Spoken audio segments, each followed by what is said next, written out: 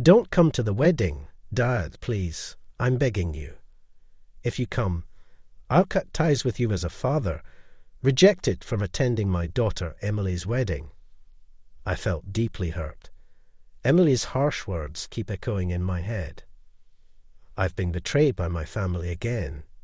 My name is Jack, 44 years old. My wife's name was Jennifer. She would have been 42 if she were still alive.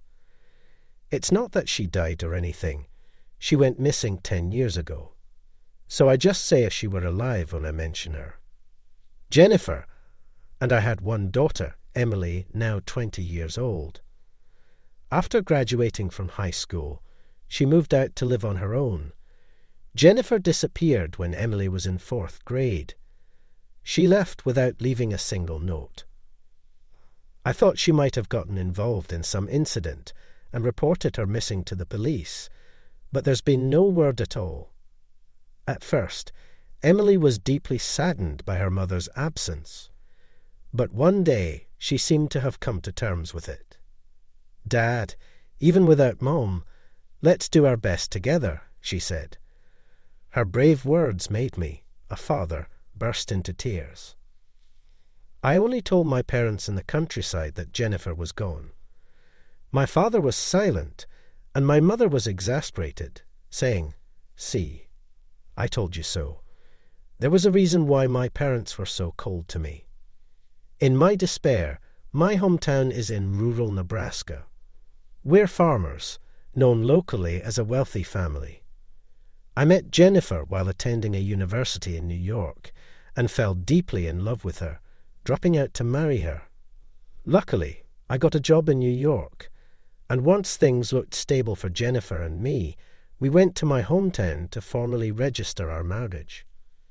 When my father saw Jennifer, he didn't say a word and went back inside, while my mother looked at us with an indescribable expression. "Dad, that's rude to Jennifer," I said.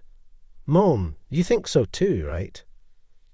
When Jennifer wasn't around, and I was alone with Mom, I mentioned Jennifer, but she opposed the marriage. "Jack, don't marry that girl. She's not the right one for you. Jennifer will betray you. You'll just get hurt at their groundless accusations." I returned to New York with Jennifer and registered our marriage. It was almost like coping. When we visited my parents, Jennifer was already pregnant with Emily, making it a shotgun wedding. In hindsight, my parents couldn't have been happy about me dropping out of university and having a shotgun wedding with a woman they didn't know. But Jennifer and I, driven by youth, were happy. Emily was born safely, and even though we were poor, we lived modestly as a family of 3. With my salary alone insufficient, Jennifer also started working part-time. Initially, she worked day shifts, but then she started working as a hostess in a bar for better pay. Already beautiful, Jennifer became even more glamorous and appealing to men after becoming a night worker. I resented this change, but blamed my poor earnings and worked hard at my job. Emily, growing up and attending kindergarten and then elementary school, seemed to realize our family was different. Still, I desperately wanted to protect our 3-person family. Feeling betrayed by my parents who opposed our marriage, I couldn't let go of that resentment. Then Jennifer disappeared. After she was gone, I did everything to raise Emily on my own. I couldn't leave young Emily alone, so I avoided overtime and working on holidays as much as possible. The company sympathized with me, but they weren't a charity. Unable to comply with the company's demands, they eventually suggested I resign voluntarily. As a 34-year-old single father, I couldn't afford to leave my job. Who would hire a middle-aged man with a child? Despite my resistance, I was laid off under the guise of downsizing. This feels just like a movie I saw on TV a long time ago. Sitting in the park during the day, opening a can of beer, I grumbled to myself. The movie, starring Dustin Hoffman, was about a man whose wife left him, raising their child alone and then losing his job. The ending, if I remember correctly, was that the wife who ran away remarried, taking the son away from the protagonist. Shaking off these unpleasant thoughts, I started looking for a job again. Despite being laid off, as the saying goes, when one door closes, another opens, and I found a new job 2 months later. It was a smaller company with a lower salary, but it was better than being unemployed. So I endured working every day, even though I was often yelled at by my younger colleagues. Back when Jennifer was around, she made good money as a hostess, allowing Emily to live quite lavishly. But after she started living with me, we had to live frugally. Becoming poor and being teased about it at school, Emily began to rebel against me. "Dad, why are we so poor? It's embarrassing. I don't even want to go to school," she confided. I comforted and persuaded Emily, who was in tears, to go to school somehow. But one day, after seeing how tired I was from work, and yet still trying hard, Emily stopped rebelling against me. "Let's do our best, even without Mom." Her bright attitude was a saving grace for me.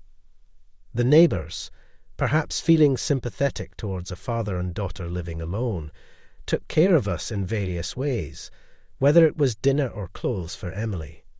Some people were kind enough to help. One of them was a woman named Ashley who lived in the same apartment. She was the same age as me, 34, single, and worked at a government office. By a strange twist of fate, her father was from Nebraska just like me, and he was a senior in middle school to my father. It's really strange, such a coincidence in this big city of New York, Ashley said, and took care of Emily without asking for anything in return. It's embarrassing to say, but Emily is a girl. Naturally, there are things about girls' underwear that a man wouldn't understand. When I confided this to Ashley, she laughed and said, "It's okay. It must be hard for a man," and kindly gave advice. What surprised me the most was when Ashley mentioned that they went shopping for Emily's bra. I was so surprised. I asked Ashley, "Has Emily grown up that much?" And she casually replied, "Yes, the growth of a girl is fast, Jack. You might be a grandfather before you know it." Ashley laughed as she said this, and I jokingly replied, "Please don't scare me like that." I truly believed Emily was growing up bright and honest. But there was one time when Emily really shocked me. It was when she was in middle school. We were barely making ends meet, and I was struggling to gather enough money for Emily's school trip. Considering pawning the wedding ring I had with Jennifer, when I was deep in thought, Emily came up and asked me what was wrong. Not wanting to burden Emily with unnecessary worries, I simply told her that I was considering pawning our wedding ring. I thought she would object, but her response was unexpected. "Why not pawn it?" she asked. Choked, I explained it was a memento of her mother and me. Emily picked up the ring and asked, "What is this, Dad?" I said it was a ring filled with memories of her mother, and Emily replied, "No, it's just an object. Objects can all be turned into money." Her harsh view left me speechless, and realizing my reaction, she smiled and said, "You're right. It's a ring filled with memories of Mom, so we should treasure it." Emily's smile reminded me of Jennifer's. When Emily started high school, she expressed a desire to get a part-time job. Apparently, she wanted to help with our household finances. As her father, I wanted Emily to focus on her studies and extracurricular activities. I never imagined asking my daughter, in the prime of her youth, to help support our family financially. Yet Emily insisted on getting a part-time job.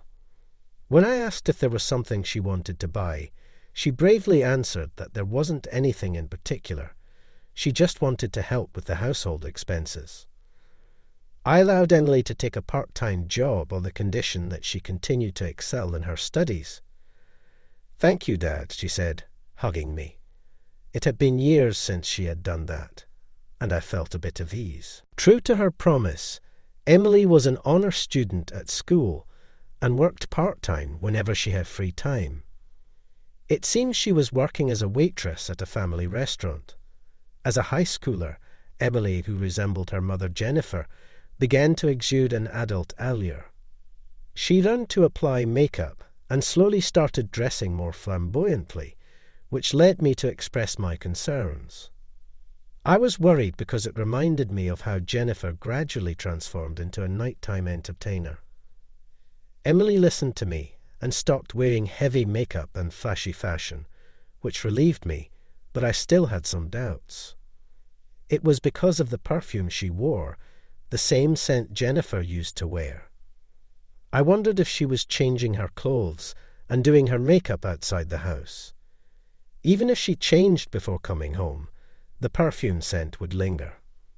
I felt betrayed by my own family. There should be no lies within a family. Family members must trust each other. Thus, I dismissed my suspicions about Emily. The time I spent with Emily gradually decreased.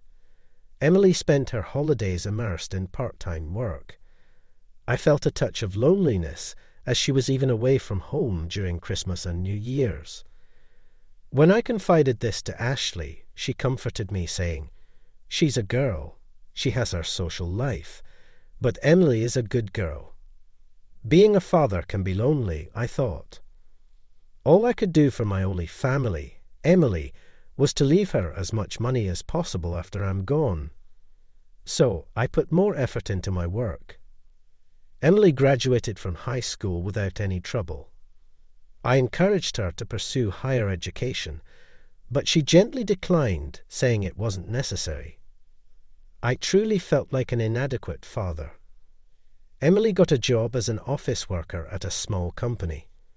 Although it was a small company, it was part of a well-known corporate group, making it quite an achievement for a high school graduate to get a job there. People asked if I had connections, but being without any, I could only say we were lucky. Emily started living alone in an apartment close to her workplace. I asked to visit once, but she refused. I figured she didn't want her father invading her territory. Living alone in my apartment, I led a solitary life. All I could think about was how to leave as much money as possible for Emily. Then one day I received a text from Emily. She had found someone she loved and was going to get married. That was all it said. Shocked, I called her, and she confirmed what was in the text. I bombarded her with questions. What kind of man is he? I'd like to meet him. What about the wedding? Her answers were evasive. He's a good person, so don't worry. The wedding will be simple.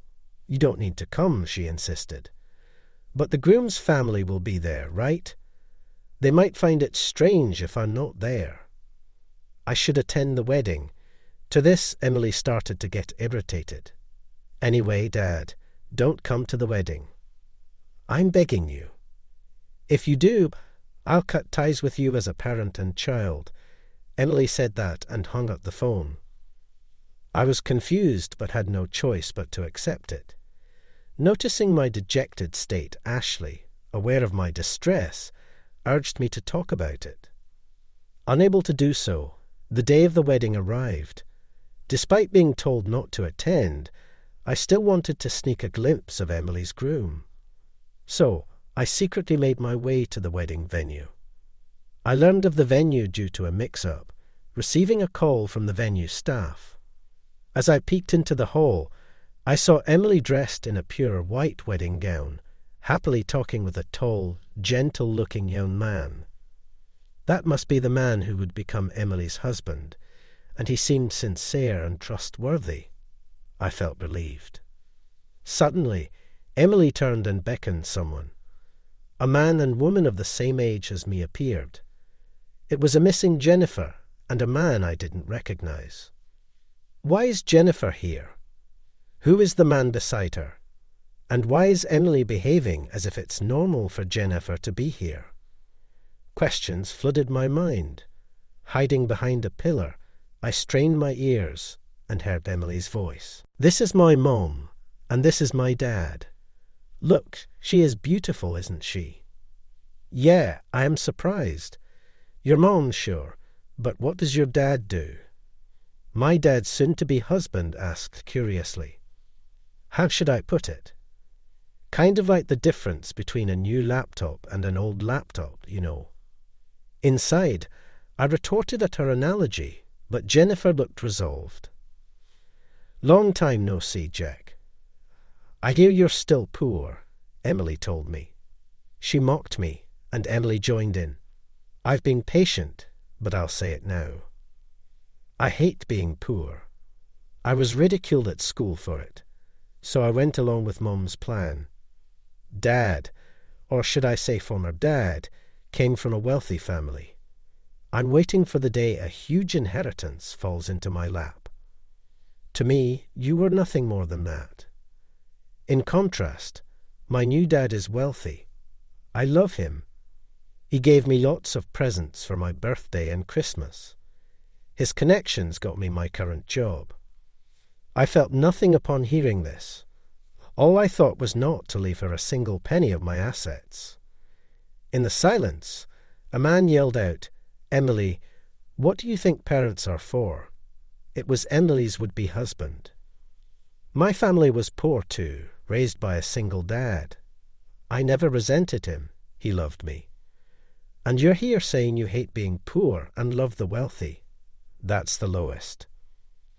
I decided to approach Jennifer and Emily for a final goodbye. "Congratulations on your wedding, Emily." "I won't see you again," I said. Jennifer and Emily froze upon seeing me, and Jennifer's affair partner asked curiously, "Emily, who is this? He looks like you." Jennifer replied, "Emily's soon-to-be husband." Then I finally began to grasp the situation. So that's how it was. Don't come to the wedding, Dad. I'll cut ties if you do. Being refused to attend my daughter Emily's wedding ceremony, her cold words echoed repeatedly in my mind. I was betrayed by my family again. Jennifer didn't just disappear, from the words about eloping. With a husband, it became clear to me that Jennifer had run away with her lover. Emily's sudden change of mood the day she became resolute must have been because she was in contact with Jennifer, and I was deceived all this time, just like the ending of that Dustin Hoffman movie I saw long ago. I decided to approach Jennifer and Emily for a final goodbye. "Congratulations on your wedding, Emily." "I won't see you again," I said. Jennifer and Emily froze upon seeing me. Jennifer's affair partner, Emily, asked curiously, "Who is this? He looks like you." How should I put it? Kind of like the difference between a new laptop and an old laptop, you know. I retorted at her analogy. But Jennifer looked resolved. "Long time no see, Jack. I hear you're still poor," Emily told me, mocking me. Emily joined in. "I've been patient, but I'll say it now. I hate being poor. I was ridiculed at school for it, so I went along with my dad's plan. Dad, or should I say former dad, came from a wealthy family. I'm waiting for the day a huge inheritance falls into my lap. To me, you were nothing more than that. In contrast, my new dad is wealthy. I love him. He gave me lots of presents for my birthday and Christmas. His connections got me my current job." I felt nothing upon hearing this. All I thought was not to leave her a single penny of my assets. In the silence, a man yelled out, "Emily, what do you think parents are for?" It was Emily's would-be husband. My family was poor too, raised by a single dad. I never resented him. He loved me. And you're here saying you hate being poor and love the wealthy. That's the lowest. "I won't marry you." He left after his declaration. Jennifer and Emily panicked. Jennifer ran after Emily's former fiancé. Emily came to me. Sorry, it was just a joke. Let's make up. Our family feud ends here, she continued. Please, hey Dad, go calm him down, please, she pleaded. I ignored her. I had an important business meeting to attend. Outside the venue, a luxury car was parked, and Ashley said from inside, "Is the greeting done? Because it's almost time." I just said I understood and got into the car. Emily looked puzzled and asked me what it meant. I explained the situation, thinking about leaving as much money as possible for Emily. I reconciled with my parents after she left home, and I had to ask my parents for a favor to help me start up a company after you left. Ashley and I started dating. Ashley used to be an illustrator as a hobby, so we set up an advertising company together. I'm the president, and she draws. It was a huge hit, especially with corporations. In just 2 years, we experienced rapid growth. Now our annual turnover has reached $1 million. Emily's eyes widened. In a completely different tone, she said with a smirk, "Now, Daddy, I love you." Emily contorted her body. It was the first time I found my own daughter repulsive. Silently, I closed the car door and headed to the hotel where my business partner was waiting. Ashley and I sat side by side in the back seat of the car. Wasn't there a movie with Dustin Hoffman that had an ending like this? Ashley asked. Yeah, The Graduate, where he steals the bride from the wedding and runs away, I replied. Kramer versus Kramer, and now The Graduate. Seems I have a connection with Dustin Hoffman, I said with a wry smile. Half a year later, after all these events, Jennifer and Emily wanted to meet. I refused, but they came to the company and I couldn't escape. We talked for just 5 minutes in the president's office. 2 women heavily made up, wearing flashy clothes and reeking of perfume, entered the president's office. It was Jennifer and Emily. They were running a small bar together, a dingy one at that. Apparently, Jennifer's affair partner messed up at work and got fired. He's the same age as me now, unemployed. Jennifer, still legally married to me, said she wanted to start over. I also asked Jennifer, divorce. I'm going to officially remarry Ashley. This is the perfect opportunity for that, I said. Emily retorted, Dad, how could you have an affair with a woman like Ashley while Mom is still here? You womanizer. How far gone is she? When I ignored her, she said, Hey, forget about Mom. Just help me out. Isn't it just us, parent and child? Emily was rotten to the core. When I gave Ashley a look, she whispered, I'm carrying Jack's daughter in my womb, so she'll be my little sister. Let her call me Big Sister. Emily was deeply unsettling. I called the security guards to escort them out of the president's office. Ashley safely gave birth to a daughter later. The doctors were amazed that she safely delivered despite it being a late pregnancy. I petitioned the family court to disinherit Emily. It's called disinheritance, Ashley said. It wasn't necessary, but I couldn't stand Emily's rotten character. As I looked at my daughter's sleeping face, pondering if it was my fault that Emily turned out that way, I reflected.